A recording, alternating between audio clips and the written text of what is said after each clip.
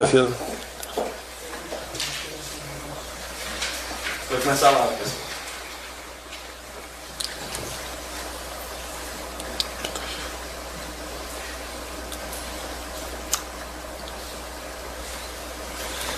Boa noite, quinta-feira, 8 de agosto de 2019, 19 horas em Brasília. À minha esquerda aqui a Elisângela, nossa intérprete de línguas, de Libras. Tá?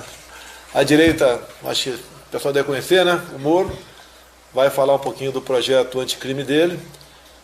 Foi votado o segundo turno da reforma da Previdência na Câmara, segue ao Senado. Então, é o nosso interesse, né, mas a adesão é da Câmara, tá, inicialmente. A gente gostaria que a Câmara botasse em discussão e votação o projeto anticrime, que o Moro vai falar da sua importância e da sua necessidade. Tá, a gente realmente espera que isso vá para frente, tá certo? Vamos lá. Tem muitos assuntos hoje aqui. Um dos mais importantes, mas não consegui os números finais, é a questão aquele roubo de 700 quilos de ouro em São Paulo. Então chegamos a número aproximado, não é o real ainda, de quanto a gente manda de ouro oficialmente para fora do Brasil e quanto fica aqui. E falar um pouquinho daquela proposta minha de legalizar o garimpo.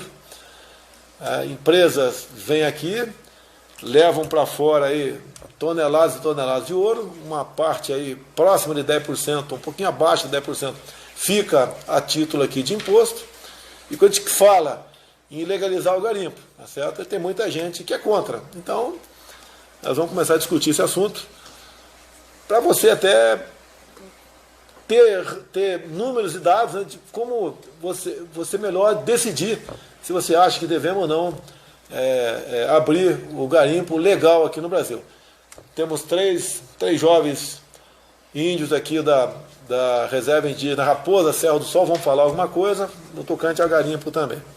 Bem, anteontem foi comemorado aqui o 165º aniversário da Santa Casa de Juiz de Fora. Quem nasceu lá de novo? Eu estou vivo e o Moro virou ministro. Nós conversamos depois das eleições.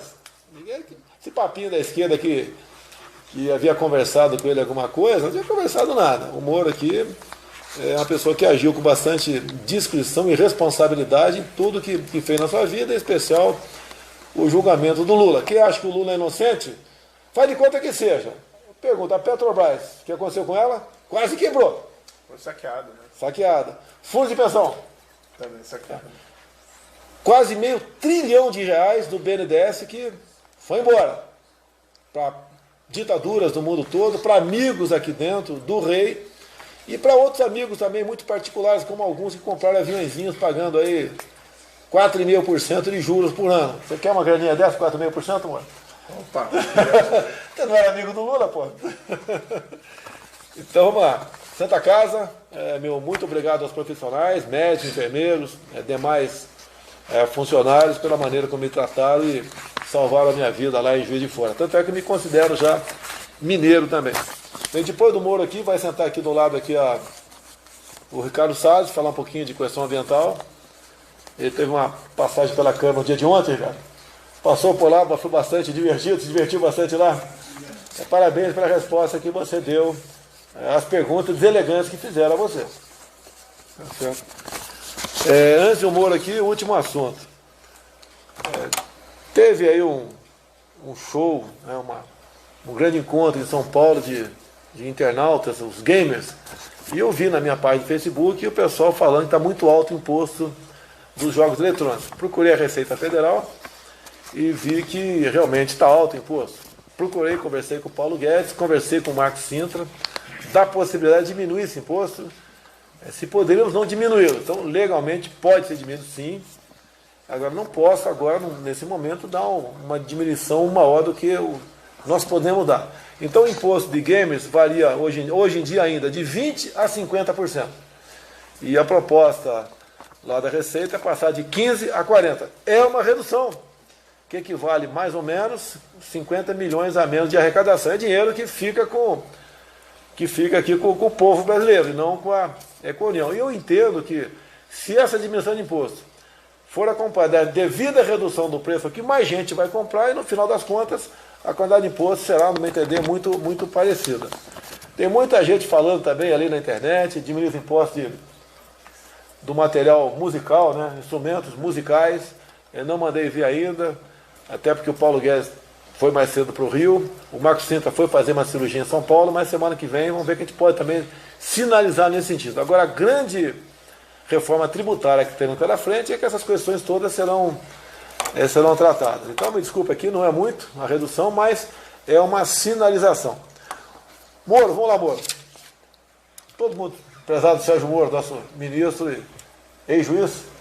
Ex-juiz. Tá certo. Só deixa eu falar, meu filho adolescente vai ficar feliz aí com a redução de imposto do jogo eletrônico. Deve estar vendo a gente. Mandar um abraço para ele, inclusive. Qual é o nome dele? É Vinícius. Olá, Vinícius. Aquele abraço e parabéns pelo pai aqui. Tá certo? É um trabalho maravilhoso, faz ainda. E ele veio para Brasília, né? Logicamente é uma coisa diferente, né? Trabalhar aqui no Poder Executivo. Dependemos em grande parte do Poder Legislativo. E o sonho dele, ao abrir mão de 22 anos de magistratura, é se aperfeiçoar na legislação do combate ao crime organizado, combate à corrupção e lavagem de dinheiro. Tá? E também está no Ministério dele, o Ministério da Justiça e Segurança Pública. Então, muita coisa passa por lá. Então, tem o projeto dele, está 6 meses na Câmara, né? E ele gostaria de falar alguma coisa, o que em suma é o seu projeto e o que nós podemos fazer para que ele seja votado. Então, presidente, agradeço a oportunidade. O governo apresentou projetos sólidos, como, por exemplo, a nova Previdência, que foi aprovada agora em primeiro turno da Câmara, que precisa retomar a economia, o emprego, mas as pessoas também clamam por maior segurança, por um menor número de crimes, para sair seguras na rua. E o Ministério, apoiado pelo governo do senhor, tem trabalhado nessa linha. Tem havido até uma redução importante de índices criminais. A criminalidade ainda é alta, nós precisamos trabalhar mais, mas nós temos avançado. As estatísticas apontam, e não só estatísticas do governo, mas mesmo organizações que não são lá muito simpáticas com o governo, apontam uma queda de 25%, em torno de 25% de homicídios nesse ano em relação ao mesmo período do ano passado. Por exemplo, o fato da cúpula do PCC sair de São Paulo e ir para Rondônia, em grande parte, bem como o chefe do PCC também sair de lá, com toda certeza ajudou a diminuir a violência no Brasil. Certamente, porque boa parte da violência está vinculada ao crime organizado. Quando se isola a liderança e tira a capacidade da liderança de transmitir ordens aos seus soldados lá fora, isso impacta em muito, né, a eficiência do crime organizado e diminui os crimes. Não é esse o único fator, mas certamente isso contribuiu. E eles estavam lá há 12 anos, né? Deviam ter sido transferidos há muito tempo atrás. Fizemos isso com o apoio do senhor em fevereiro, em conjunto lá com o governo do estado de São Paulo. Isso foi importante. Parabéns que o sigilo foi mantido, né? Desde o planejamento até o cumprimento da missão. Sim, foi tudo. Era absolutamente sigilosa. E vamos destacar que teve apoio das Forças Armadas, teve apoio de vários órgãos do Ministério da Justiça, então funcionou muito bem. E a transferência foi a decisão?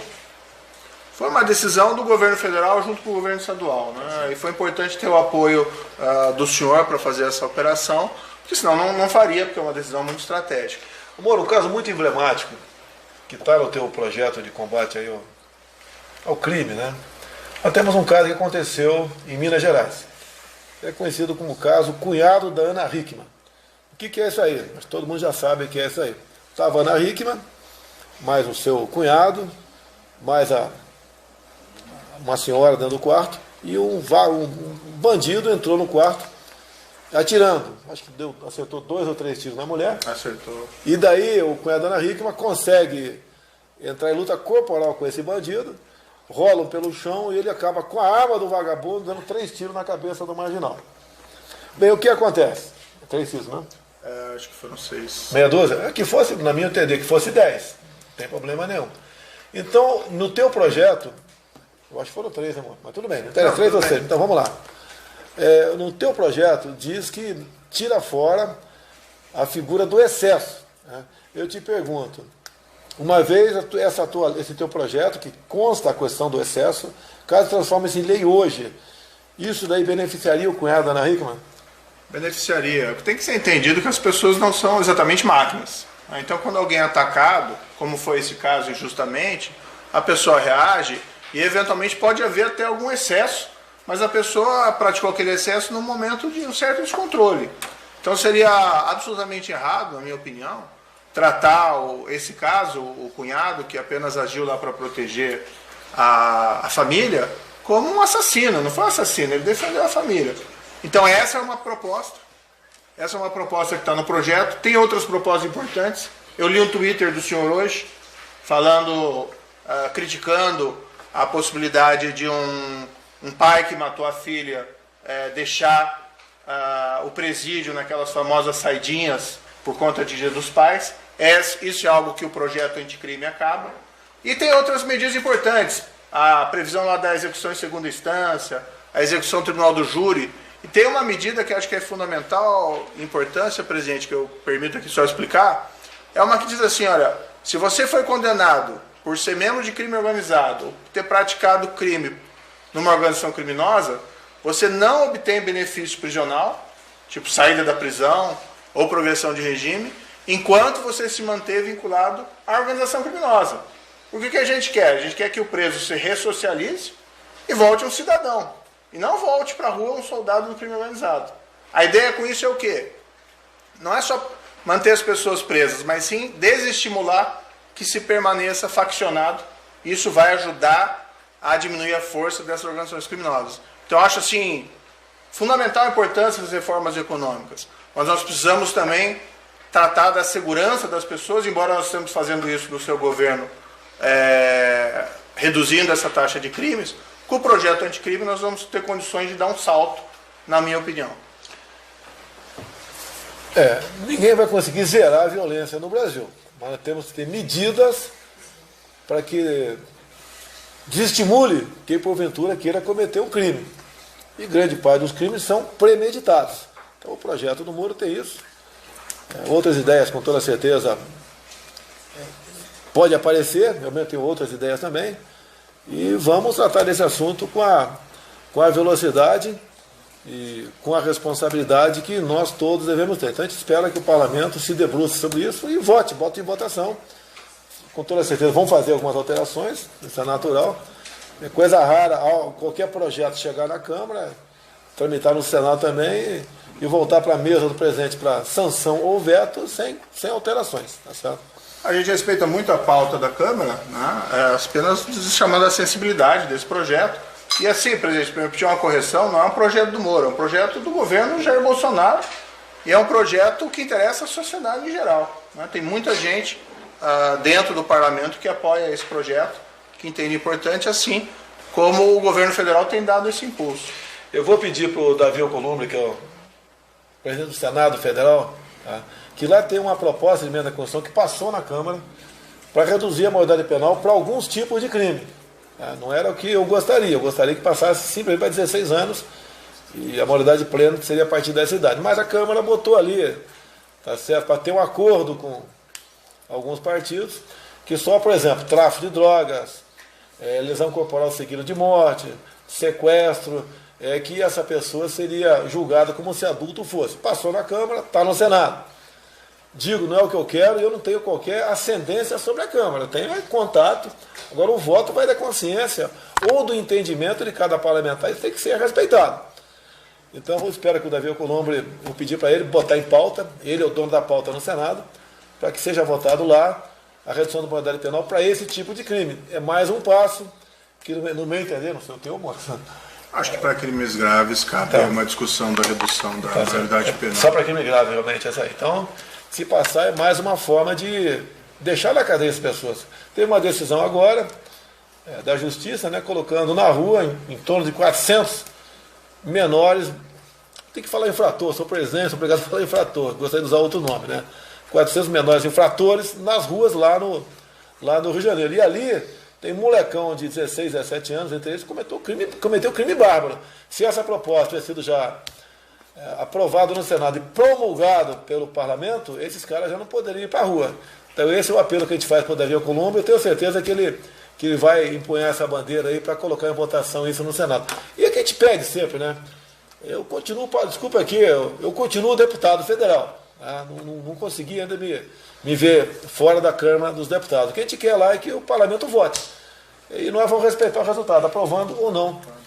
E ponto final. Mais algum recado, irmão? Não, eu vou só pedir sua licença e trocar de lugar então com o ministro Salles para os outros assuntos. Vai fazer um troca-troca com o Salles aí? Só a cadeira. Brincadeira, mano. Valeu, mano. Troca só a cadeira, mano. Salles.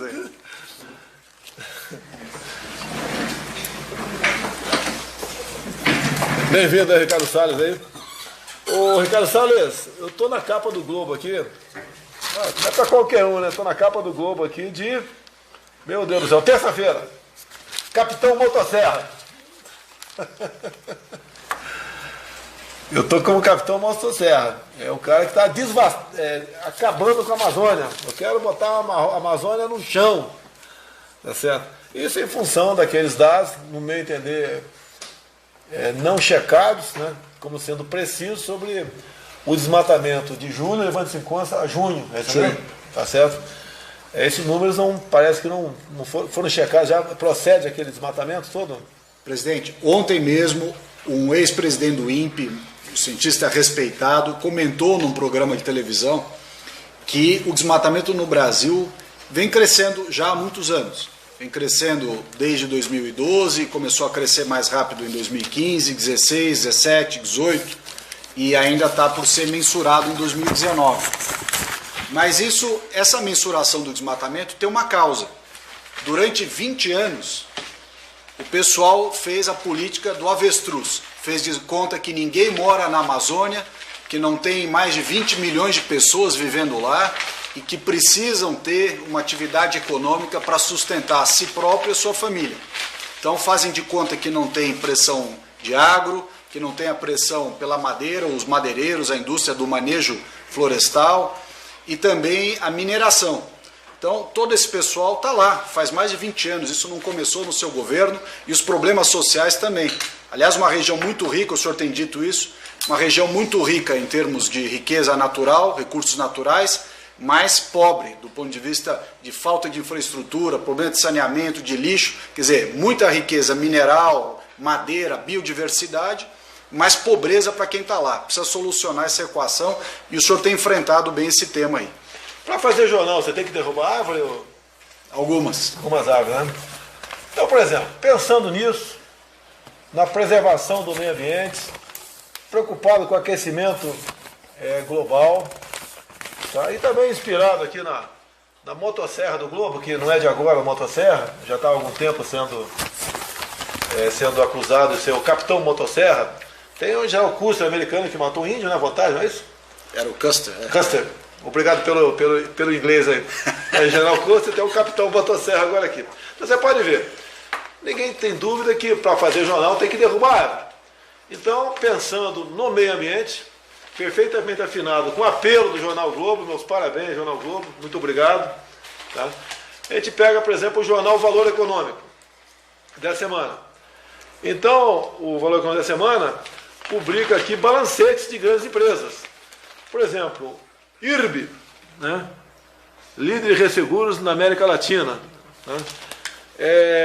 Só na edição de terça-feira usou 11 páginas para fazer o balancete aqui do jornal.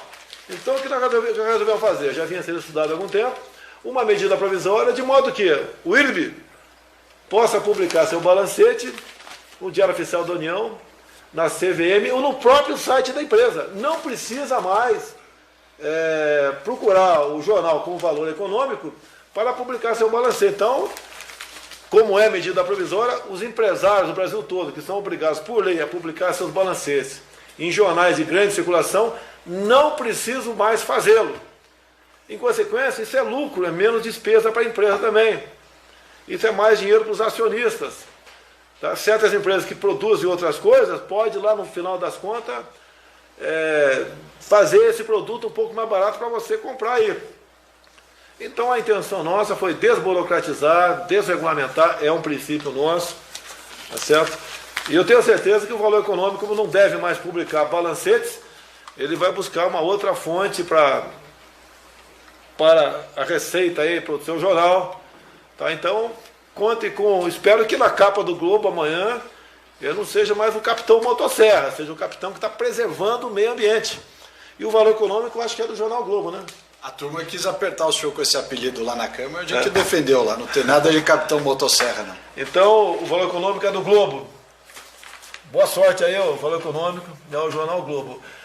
As projeções não precisas, né, é que por ano os empresários vão deixar de gastar, olha só, por ano deixar de gastar 1 bilhão e 200 milhões de reais com os jornais.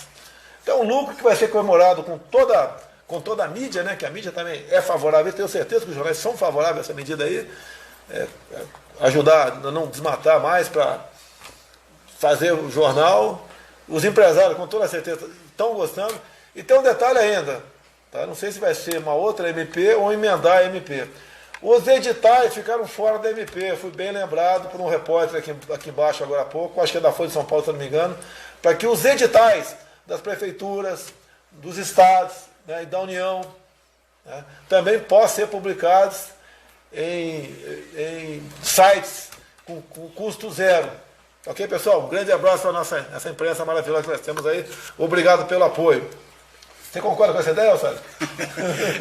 Esse jornal aí, a Floresta Plantada agora dá outra destinação, mas é isso aí. Desburocratizar é o que a sociedade brasileira, o senhor fez bem até agora e a sociedade aplaude com razão. É isso aí. É outra coisa aqui. Todo ano, o presidente da República, né, esperava o momento para anunciar a antecipação do 13º dos aposentados e pensionistas do INSS. Foi decreto. Então ficava à vontade dele, fazia todo... Um presidente fazia festa durante seu mandato, 4 oportunidades. Tá? Nós resolvemos, então, ouvir da equipe econômica, via medida provisória, que o parlamento com toda certeza vai aprovar, definir que todo mês de agosto, o aposentado e pensionista vai lá e sabe que a primeira parcela da antecipação do 13º estará no banco. Isso dá previsibilidade para aposentado e pensionista, né? Além de injetar um pouco mais cedo, alguns bilhões no mercado. 13º, tranquilo? Tu votaria favorável se fosse deputado? Certamente. Mas tu tem cara de senador, cara. Não. Tá, outra coisa também, só repetindo, né? Nós conseguimos, sem aumentar a despesa, por decreto, 13º para os beneficiários do Bolsa Família. Por que sem aumentar a despesa? Combatendo fraude. Então, mais uma medida, que, no meu entender, é bem-vinda. O PT ficou 13 anos no poder, diz aí que sempre defendeu os mais pobres, né? Mas o nosso governo aqui, que os acusava de ditador, entre outras coisas, conseguiu por decreto, então, o 13º do pessoal que recebe Bolsa Família. E por falar em 13º, etc., estou aqui com o meu cartão corporativo. Vou botar o dedo aqui para não pegar o número lá. Eu estou aqui com o meu cartão corporativo. Desafio para a imprensa. Né? Globo, Estado de São Paulo, Valor Econômico, Folha, Correio Brasiliense. Vamos fazer uma matéria amanhã, eu vou abrir o sigilo do meu cartão. Não precisa quebrar o sigilo, eu vou abrir o sigilo do meu cartão. Para vocês tomarem conhecimento quanto eu gastei de janeiro até o final de julho. Tá ok, imprensa? Vamos fazer uma matéria legal? Eu convidei vocês a fazer matéria no passado sobre aquele gasto que eu, como parlamentar do Rio de Janeiro, eu poderia gastar, até 400 mil reais por ano. Poderia gastar até 400 mil reais. Os últimos 2 anos eu gastei metade disso.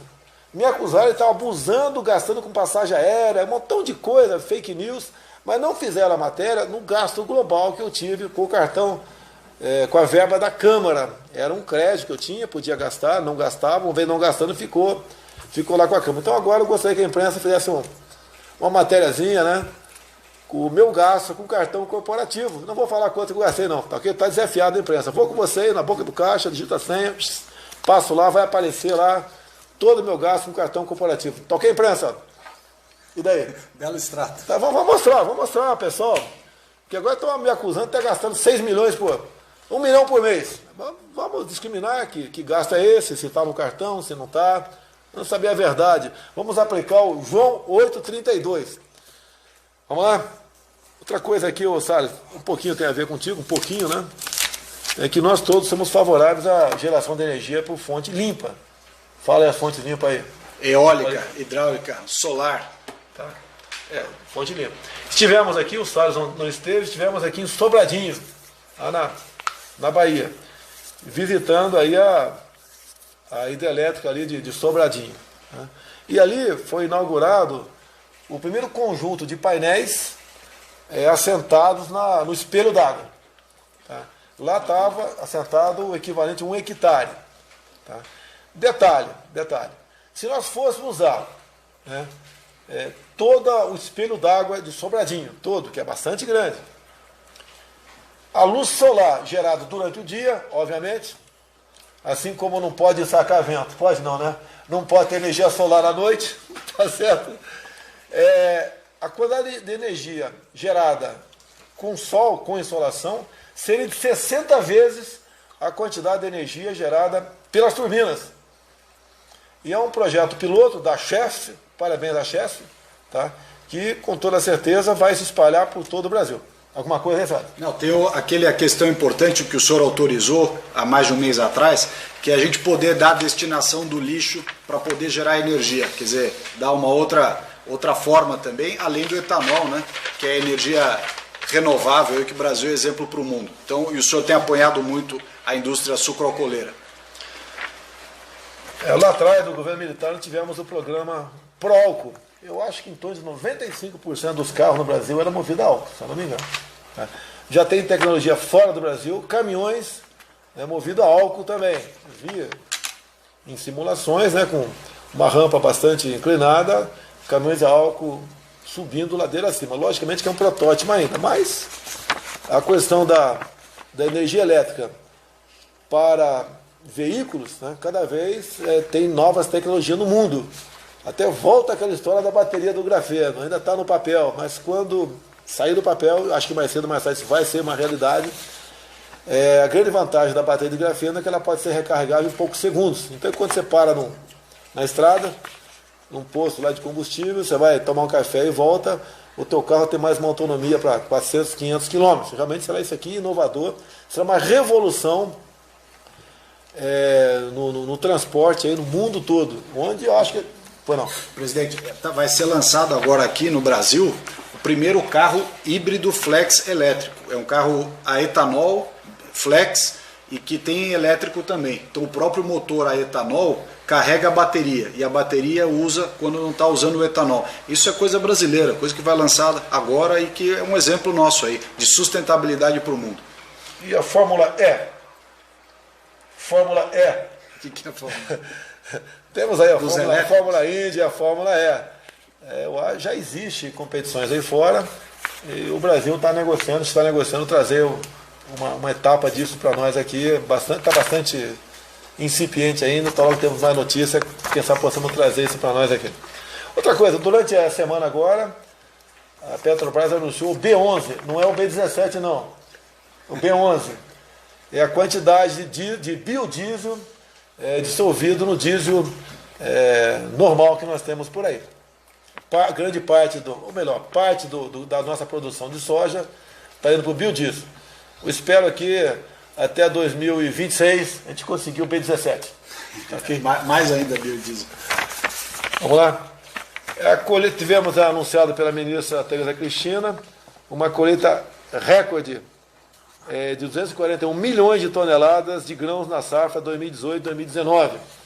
E aí, eu não sei, não é muito a tua área, mas você tem condição de falar isso aí, cada vez mais, assim como acusa sua motosserra, acusa a Tereza Cristina de ser aí a dama do veneno. Isso é uma bobagem, presidente, porque o fato do Brasil ter aprovado novos defensivos significa que os velhos saíram do mercado. Quem defende manter os velhos ao invés de substituir por coisa mais moderna, com tecnologia, desconhece completamente. Aliás, tem uma regra, uma lei no Brasil, um regramento, que diz que nada mais grave ou com maior risco pode ser aprovado. Então, se tem coisa nova, é no mínimo menos gravoso, com menos risco do que o anterior. Era uma burrice ficar retardando a análise de coisas, é quase como defender a penicilina tendo medicamentos muito mais modernos à disposição. É a mesma analogia. E olha só, o mundo aí fora, quando compra qualquer coisa nossa, tem um rigoroso controle fitossanitário. É isso mesmo? Se nós estivéssemos produzindo algo com veneno, eles não comprariam. E o Brasil, levando-se em conta a quantidade de alimento produzido e o consumo de agrotóxicos, o Brasil é o 44º país do mundo. À nossa frente está aí uma infinidade de outros países que consomem, né, que usam mais agrotóxico em suas lavouras. O maior uso por hectare de agrotóxico, presidente, é no Japão. E, por curiosidade, é o país com a maior longevidade das pessoas, vivem mais tempo. Portanto, a questão não é essa simplicidade de raciocínio. A questão de usar corretamente, aplicar corretamente, respeitar o solo, saber manusear. E isso aí o senhor está criando um programa para treinar os agricultores a fazer o manuseio da maneira mais adequada. Inclusive, na última viagem minha a Osaka, eu conversei com o primeiro-ministro japonês, porque quando eu cheguei, foi logo depois do almoço, Regubar estava nessa viagem, estava, né, no Japão, nós fomos por uma galeria e depois numa churrascaria à noite. A imprensa desceu a lei em mim, porque o presidente foi passear no Japão. Então não tinha nada a fazer naquele dia, o fuso 12 horas, então eu fui andar, né, para poder, quando chegar à noite, dormir para no dia seguinte aguentar o batente. E à noite, nós fomos numa churrascaria. Muita contragosto, porque eu não gosto de gastar dinheiro. Atenção, imprensa, dá para vocês saberem se eu gastei, dá para vocês saberem, é só vocês, né? Mas eu vou filmar vocês na caixa eletrônica comigo, vou filmar vocês no lá, tá? Então comemos um churrasco à noite, no Japão, e carne australiana. Em 2 momentos, no grupo no G20 lá, eu falei para aquelas autoridades massas que estavam lá, né, em especial o japonês, eu convidei ele, já que ele está indo para o Chile esse ano, que ele para no Brasil, que se for possível, né, acerta a questão de fuso, para na hora do almoço no Brasil, e eu quero pagar o churrasco, tá? Eu quero pagar o churrasco, olha a imprensa, eu quero pagar o churrasco para a comitiva aí japonesa, porque depois, pode ter certeza, sabe, depois que o japonês abrir o olho e comer a nossa carne, ele não vai querer mais genérico de lugar nenhum no mundo. Ele vai importar carne do Brasil. E nós pretendemos abrir, sim, o mercado de carne com o Japão. Tá certo? Você vai estar nesse churrasco? Com certeza. Você vai pagar, brasileira. Você vai pagar a tua cota. Para pegar uma quantia do senhor. Último assunto aqui, eu vou ficar devendo, né? Vou falar por alto que não consegui os dados junto à Receita Federal. Porque é um negócio que, olha só, mesmo sendo presidente é difícil, não é porque a Receita está me sonegando dados, não é nada a ver. É que é complicado buscar certos dados no Brasil, porque vocês sabem que aqui tem muita coisa debaixo do pano, né? Tivemos um roubo agora há pouco, aqui no aeroporto de São Paulo, de aproximadamente 700 quilos de ouro. Daí a gente começa a correr atrás, né? De onde veio esse ouro, de onde ele foi extraído, é particular, é empresa, tem nota fiscal, e o que é mais importante, quanto de imposto fica no Brasil. Então os dados aqui na Receita, no Brasil foi extraído apenas 77 toneladas de ouro, 77 mil quilos. Não é verdade isso aí, eu já mexi com garimpo, não é verdade, só 77 mil quilos. Não é que a Receita está mentindo, não, isso aqui é dados oficiais. Tá? Esse ouro que foi roubado agora, que não foi encontrado ainda, eu queria saber quanto aproximadamente fica de imposto no Brasil. A certeza, menos de 10%. Menos de 10%. Fizeram um contrato lá atrás, né, empresas multinacionais, vamos honrar os contratos sem problema nenhum, mas para mostrar para vocês, né, que quando se fala em riquezas, o que vai embora? Tá? Agora, quando a gente fala em legalizar o garimpo, o que é legalizar o garimpo? É um projeto que pode ser do Legislativo, pode ser nota executiva, que vai para a Câmara, passa no Senado, e de modo que se crie regras para o pobre garimpeiro, que está lá, talvez muitos assistindo aí, especial do Pará, a terra riquíssima, tá certo? ele possa, então, ser garimpeiro e ter dignidade. Tá? Que ele possa também, com algumas informações, né, preservar o meio ambiente. Não usar mercúrio. O mundo cai na minha cabeça, em especial o pessoal de cidade grande, né? Tem que preservar o meio ambiente. Olha aqui, ó, uma das minas que tira ouro aqui, eu não sei se essa aqui é Paracatu, Minas Gerais, tá certo? Mas temos aqui, ó. Eu sei que fica complicado, mas o pessoal pode ver na internet, no Google, aí como é que fica a região lá. Então, há um certo ataque ao meio ambiente, né? Com toda certeza tem que haver um compromisso de reflorestamento depois. Agora, por que essas empresas multinacionais, que são bastante, podem explorar ouro no Brasil e um pobre garimpeiro lá do... Vem pra cá, o pessoal índio aqui, ó. A novidade. Estava esquecendo, hein, pô. Desculpa que você tem que ficar em pé aqui atrás para não tem que ficar aí, sabe? Fica entre nós aqui. Então, por que um garimpeiro não pode, por exemplo, exercer essa atividade de garimpeiro? Porque só sabe fazer isso, Salles. Não sabe fazer outra coisa. Você vai mandar esse cara para... Não pode. Tá? Agora, aquelas empresas podem. O que nós temos ideia? Tenho conversado com o ministro da Defesa, o ministro da Fazenda, com o Salles, converso com todo mundo aqui. Nós queremos uma solução para esse caso. O Almirante Bento, que é ministro das Minas e Energia, está trabalhando neste projeto de legalização do garimpo, não só na tua fazenda, bem como em terras indígenas. Pronto, agora comprei briga com o mundo todo. Tá? A galáxia vai entrar em briga comigo agora. Quem são esses indígenas que estão aqui atrás? Se eu der uma... Vem que chega mais perto aqui. Se eu der uma furada nele aqui, ó, ele vai sentir a mesma furada que dei no Salles. Se tiver dor de dente, o Salles, e ele, só tem um caminho, procurar um dentista, né? No passado procurava um tal de Percy Geraldo Bolsonaro, que era dentista prático. Então, desse um sorriso perto dele, tivesse toco, ele arrancava com o alicate na hora dentro da tua boca. O que o índio quer? É o nosso irmão. Eles querem um dentista, querem um médico. Picada de cobra, geralmente morre, não tem ou dá para safar? Picada de cobra. Morre. Geralmente morre picada de cobra. É outra coisa, é comum vocês verem irmãos de vocês jovens morrendo por doença? É comum? É comum. É comum. Não vamos falar de saúde do branco, não. Não vamos falar da FUNAI, não.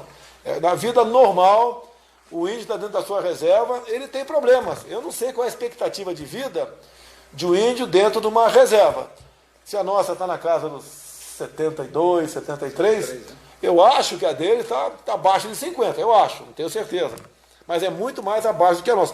O que lhes falta, o que eles querem? Eles querem explorar essa terra.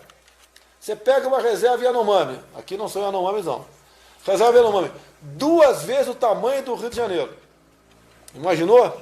Você pega ali de ponta a ponta, Itatiaia a Campos, vamos lá. Eu não sei quantos km são aí. Raposa do Sol, 2 vezes. Não. Yanomami, 2 vezes o tamanho do Rio de Janeiro. A Raposa do Sol é 1/3 mais ou menos. É bem menor a Raposa Serra do Sol, é bem menor. O índio não quer o latifúndio. Ele quer plantar na sua... A terra quer plantar ou não? Sim. Tá? Quer plantar na sua terra. Se tiver ouro lá, quer garimpar ou não quer? Sim, eles querem ganhar a vida dele. Eles não precisam de gente do Estado para buscar cuidar da vida deles. Eles querem cuidar da própria vida deles. Como temos índios de Pareci, se não me engano, no Mato Grosso? Mato Grosso. Que plantam. Campos Novos dos Pareci. Inclusive o IBAMA deu uma multa dele, foi esse ano ou ano passado? É no 2017. A multa... 120 milhões. 120 milhões, porque os índios estavam plantando. Mudou isso aí lá no IBAMA ou não mudou? Não, eles foram multados porque estavam usando organismo geneticamente modificado, transgênico, dentro de terra indígena, que não pode. Aí do lado de cada cerca pode, do lado de cada outra cerca não pode. A terra é a mesma, o meio ambiente é o mesmo. Mas é uma regra que é puramente jurídica, não tem critério técnico para não poder. Bem, vamos lá. Esse é o pessoal que gosta de tudo natural, é contra o transgênico. Quantas vezes eu já vi gente defendendo aí o alimento natural com uma lata de Coca-Cola na mão. Tu sabe a forma da Coca-Cola? Se soubesse, estaria rico, né? Sem querer ser o tal de professor Gavião aqui, roubar a ideia de ninguém. O professor Pardal inventa, o Gavião roubava as ideias, tá certo? Mas é uma realidade. Vamos fazer uma novidade aqui? Fala uma mensagem de 30 segundos na tua língua para o povo brasileiro, depois você traduz em português como é que é. Fala bem alto, por favor aí. Brasileiro amã, anam cuja amã, amurigon randu anacomã, amurigon comã anaurandu, segashru urun comana. O que você falou aí? Nação brasileira, vocês são tão brasileiros quanto nós, povos originários desta América. Quer uma mensagem do coração mais pura do que essa? Tem nossos irmãos aqui. Tem um pessoal que usa o índio com massa de manobra para demarcar cada vez mais terra, para deixá-lo isolado como se fosse um ser aí, um Neandertal, isso mesmo? A turma nem pergunta para ele o que eles querem. Não pergunta, nem conversa com eles. Tem muita ONG lá na Raposa Serra do Sol? Bastante. Camuflada tem bastante. Camuflada, né? Tem mais ONG na Amazônia do que no sertão nordestino. Muito mais. Tá? Nós vamos fazer de tudo para integrá-los à sociedade. Vocês querem plantar? Com certeza. Sim. Querem criar bois? Com certeza. O que mais aí? Nós vamos para isso. Vocês querem ter energia elétrica na propriedade de vocês? Sim. Esperemos sim. Lá tem a casa, fala de casa de farinha. Como é que é movimentada a casa de farinha hoje em dia? É manualmente mesmo. Você pega a paleta que chama e vai mexendo a farinha. Tá. Então a energia elétrica, o motor do lado ali faz a farinha para eles. Eles querem a tecnologia que nós temos. É justo nós negarmos isso a seres humanos como esse que estão do nosso lado aqui? O que nós somos de melhor do que ele? Aquele pessoal que quer eles confinados não quer o bem dele. Geralmente é pessoal que ganha dinheiro de ONG para mantê-los dentro de sua propriedade confinados. Eles não querem isso. O índio é tão brasileiro, ele é tão inteligente como nós. Se pegar um filho dele, e um de nós aqui, vamos supor, adotar, ele vai crescer igual o filho dessa pessoa legítimo, biológico, não tem diferença. E cada vez mais escondem o índio, não defendem o índio. Nós estamos, está acompanhando aqui, buscando construir um linhão de energia elétrica, lá de Manaus a Boa Vista, em Roraima. Nós estamos 6 anos, o Brasil está tentando, né? E não consegue. É problema ambiental, que praticamente está resolvido esse caso, lá agora tem problema indigenista.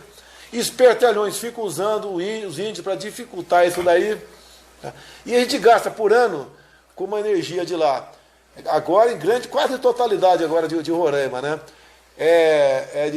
De óleo diesel, a gente está gastando, quer dizer, botando na conta dos demais brasileiros, por ano, 1 bilhão e 200 bilhões de reais. Não é justo Fora isso. o prejuízo ambiental de queimar óleo para gerar energia. Ah, mas aí o pessoal ecochato não fala nisso. Não toca nesse assunto. Tá? Não fala que lá essa usina termoelétrica de lá são algumas, né? De Roraima gera energia caríssima e polui o meio ambiente. Não falo, porque é interesse em não desenvolver o estado de Roraima. É um estado que tem um subsolo riquíssimo. E tenho certeza que eles gostariam, já falaram aqui, gostariam de explorar as riquezas que existem lá. Você pega o mapa metalogenético, né?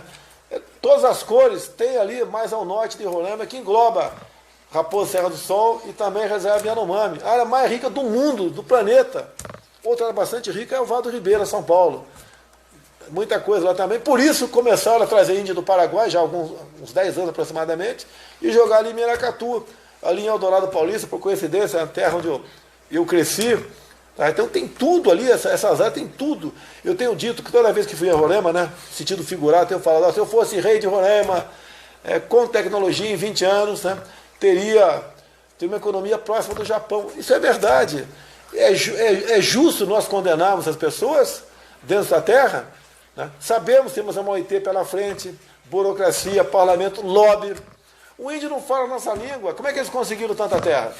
Não foi para defendê-los, não foi para defender eles, tá certo? Foi para defender interesses internacionais que tem na região. Por isso, Salles, interessa números, né, abusivos sobre a região amazônica. Porque cada vez mais nós nos enfraquecemos, cada vez menos nós podemos falar que a Amazônia é nossa. Alguma coisa mais aqui que eu falei atrás aí? Presidente, o motivo da nossa visita aqui na capital federal. Primeiramente é uma honra muito grande estar participando dessa transmissão ao vivo. O motivo da nossa vinda aqui é justamente tudo e um pouco mais daquilo que Vossa Excelência mencionou. Nós vivemos numa terra riquíssima para cultivo de grãos, onde antes os rizicultores plantavam, hoje todas elas, ministro, todas elas estão embargadas e nós estamos proibidos de produzir numa área que já é consolidada, que não há nenhum tipo de desmatamento, não há nenhum tipo de poluição, nada disso.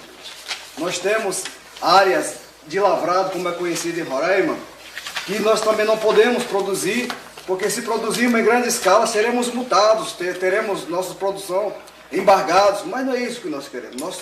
Nós povos indígenas, nós vivemos um novo estilo de vida. Nós estamos no século XXI.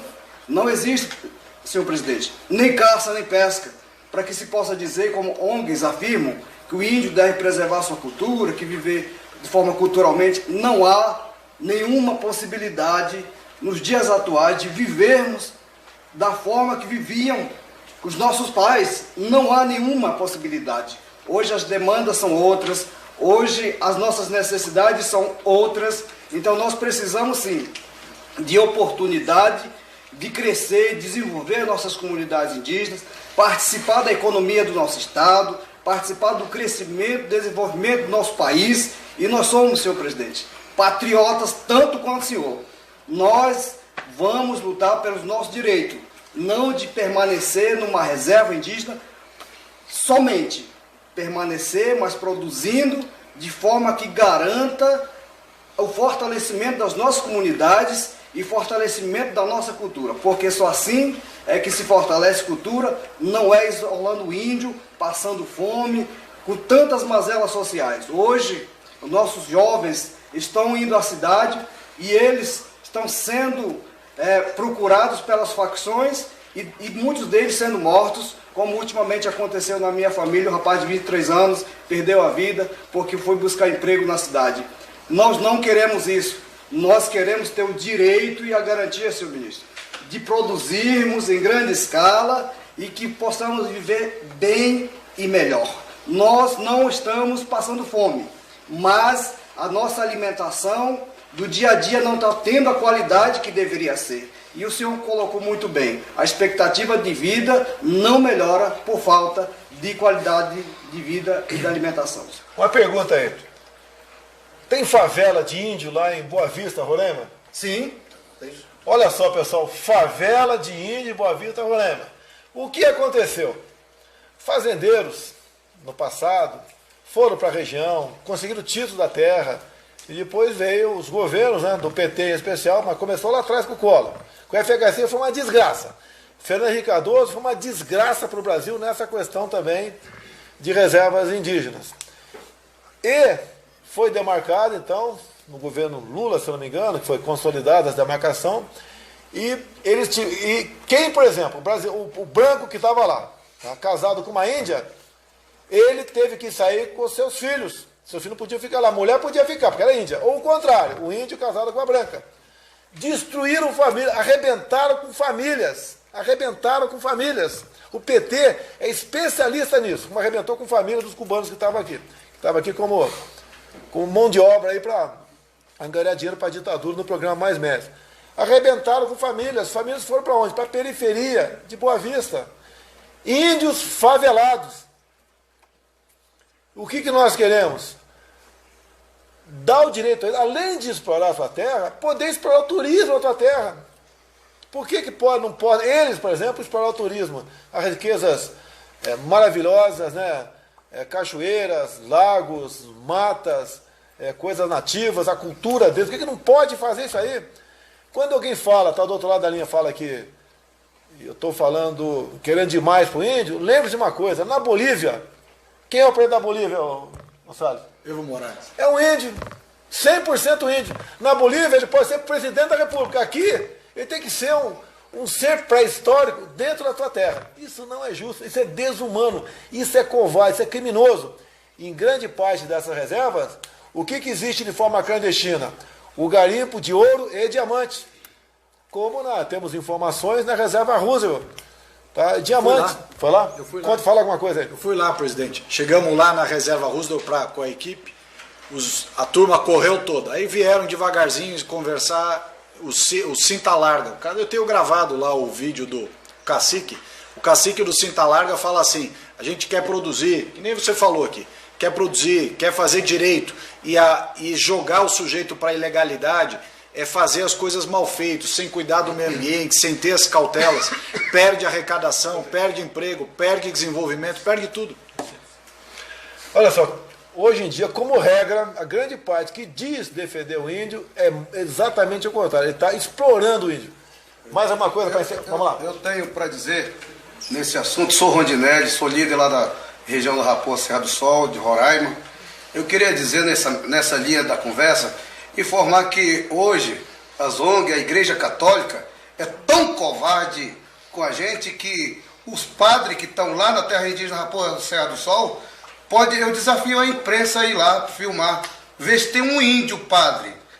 Tudo da África do Sul, tudo de fora, que não fala nem mal fala português. Então isso é ruim para nós. A gente não consegue mandar na própria terra que nós dizemos que o Brasil é nosso. É nessa linha aí, presidente. É muito triste para quem vive lá. O que as ONG querem? As ONG sempre quiseram ver aquele parente, a pior casa que tem, eles filmarem, tirarem a foto e pedir dinheiro lá fora, e com isso ter mais facilidade de vir a Brasília, na gestão do PT, que vinha toda semana reivindicar, dizendo que o índio estava bem, estava isso, estava aquilo, e hoje nós sofremos, muitos deles que lutaram, querendo a demarcação, já se foram. Mas nós que ficamos aqui, nós estamos sofrendo tanto financeiro, e nós hoje, nossa terra, o Roraima, está cheio de venezuelanos, e nós não conseguimos emprego. Aonde é que nós vamos correr? Para até quando nós vamos sofrer? E tendo a riqueza, a gente não pode explorar, a gente não pode explorar um minério, ninguém pode explorar nada. Presidente, eu gostaria muito que esses parentes, nossos irmãos que estão lá, analisassem com muito carinho, cada um, vamos pensar nos nossos filhos de amanhã, vamos deixar um pouco.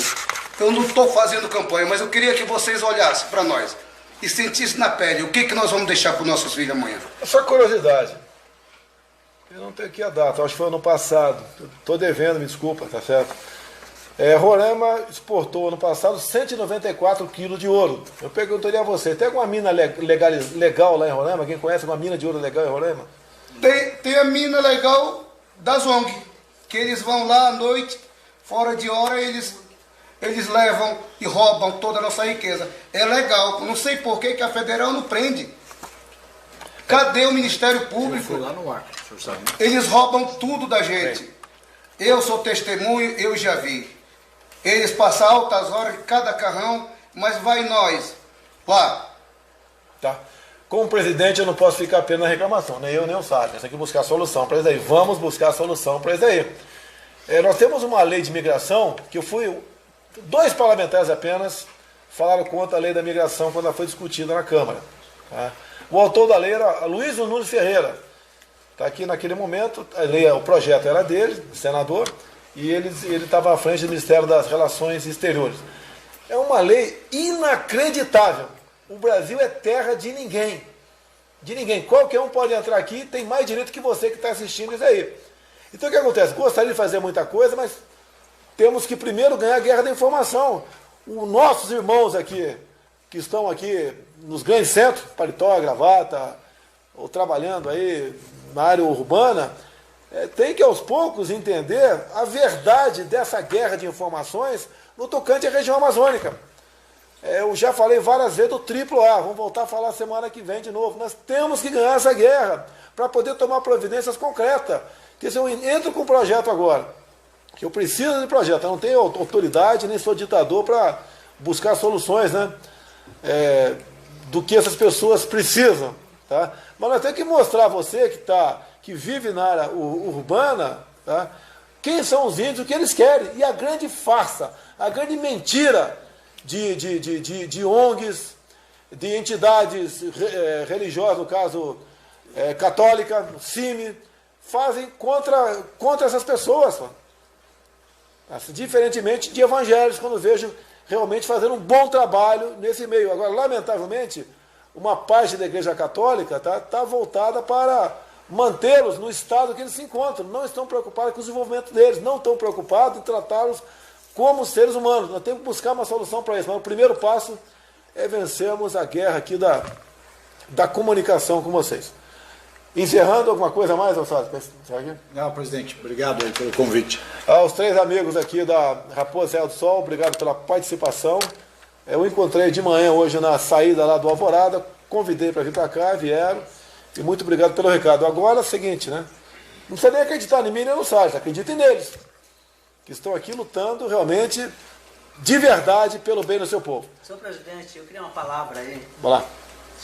Eu me chamo Altevito Souza, sou presidente da SODIU. Nós tivemos, senhor presidente, ontem com o secretário da Casa Civil, eu não lembro o nome, mas nós deixamos ontem, ministro Jorge, deixamos ontem um presente, não sei se o senhor recebeu, o Nióbio. Eu conheço o Nióbio. Mas eu não recebi não, deve me entregar. Não é o ministro Jorge, não. O Jorge é ministro, não é secretário da Casa Civil. Mas tudo bem, então eu levanto quem é aqui. Então, chegou ou não? Chegou não, né? 2 AJO do Exército da Marinha que não chegou não. Então, senhor presidente, nós queremos, junto com o senhor, desenvolver o nosso Brasil. O povo indígena em Roraima está esperando uma solução que o senhor, como presidente,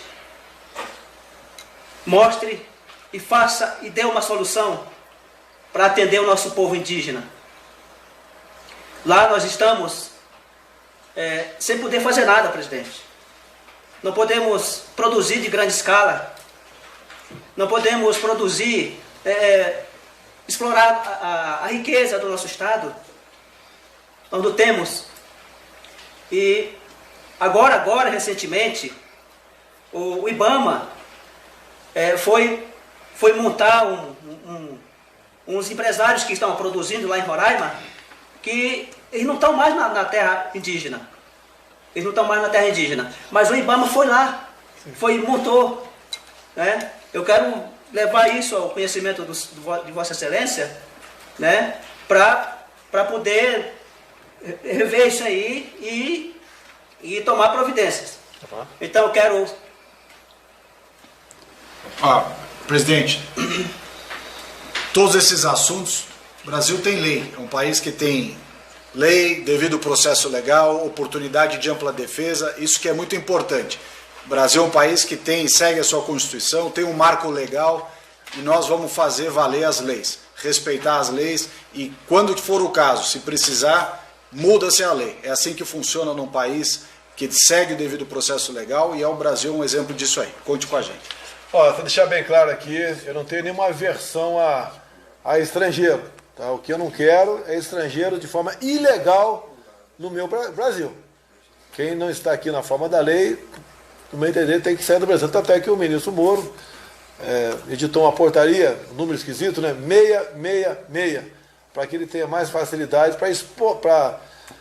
para mandar para fora do Brasil estrangeiros que tenham cometido crimes no seu país. Não tem nada a ver com aquele jornalista ali, aquele jornalista espertalhão aí que acusou o Moro que ele expulsado do Brasil. Mas nós devíamos ter lei mais rígida para proteger exatamente o nosso povo. Então, nada contra estrangeiro, mas de forma legal dentro do Brasil. Uma coisa mais? Pessoal, deu 1 hora mais ou menos, desculpa aí, demorou muito. Muito obrigado pela atenção. Se Deus quiser, semana que vem teremos dado preciso sobre aquele roubo de ouro e quanto realmente fica no Brasil. Tá ok? Um abraço a todos, até a semana que vem, se Deus quiser.